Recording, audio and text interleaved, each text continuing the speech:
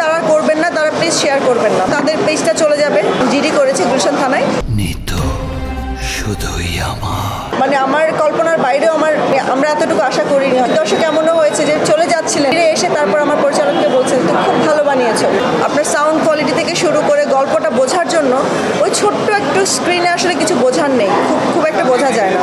তো লোকজনকে সিনেমা হলে যেতে হবে সিনেমাটা বুঝতে হলে, ভালো মতো দেখতে হলে। এটা দিয়ে হয় কি যে আমাদের সিনেমাটার ক্ষতি হয়, ইন্ডাস্ট্রির ক্ষতি হয়।